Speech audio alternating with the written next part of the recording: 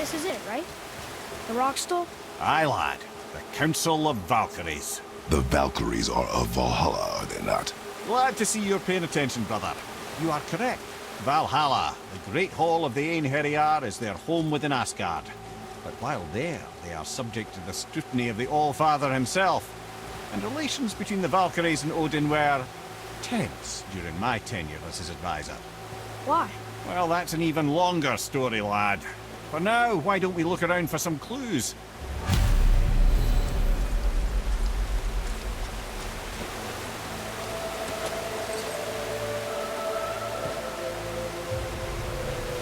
Whoa, you're back. Come here. Who is she? Gunnar, Mistress of War.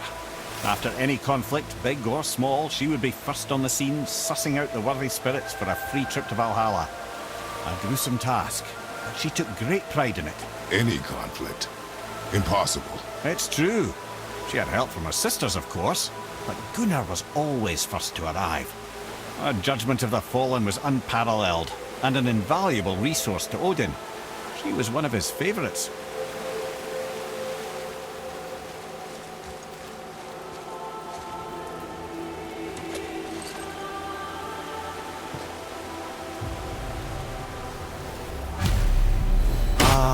Gondul.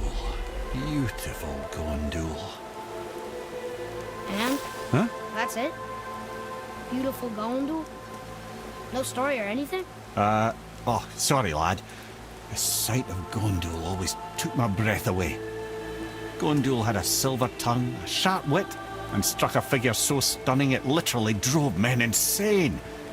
Odin forbid her from setting foot in Midgard after a time, as insanity is not a welcome trait in Valhalla.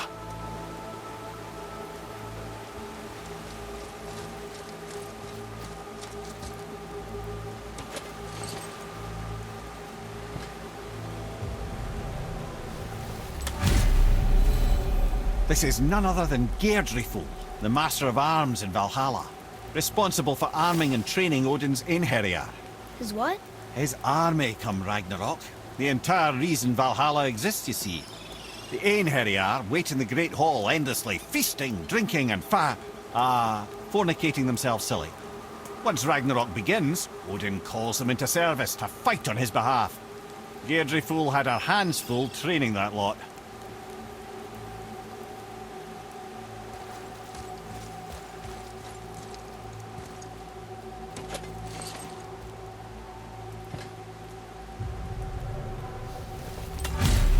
This, my friends, is Kara.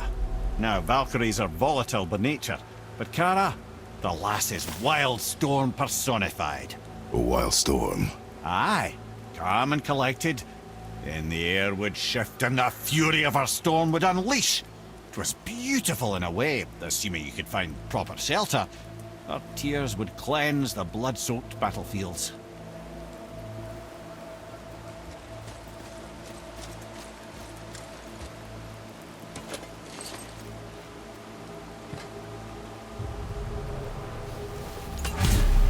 This is Rota, a chooser of the slain.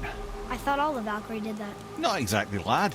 Although that is what they're most famous for, and by far their greatest responsibility. You've seen what happens to the dead without the judgment of the Valkyries. Hellwalkers. That's right. Rota, Gunnar, Skuld. Without them to clean up the aftermath of battle, hell overflows with souls meant for Valhalla. A sorry state of affairs. Rota must be beside herself.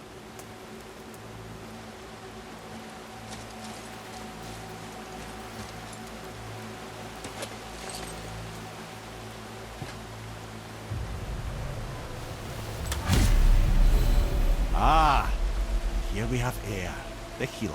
A Valkyrie healer? Strange. Air was strange, as a matter of fact. Very quiet, very calm. Where her sisters were violent rapids, Air was a gentle stream.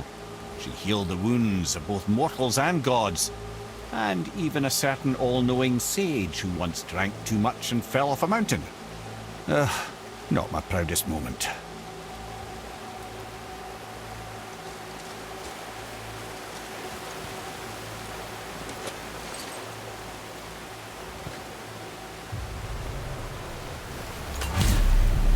Well, well, Hilda, mistress of battle. She and Odin got on quite well, actually. Her and the other Valkyries, not so much. She would spend most of her time here in Midgard observing discord between the living, and sewing some up herself from time to time. She lived for conflict. Some say she was conflict personified. I wonder what will become of her now that she's free.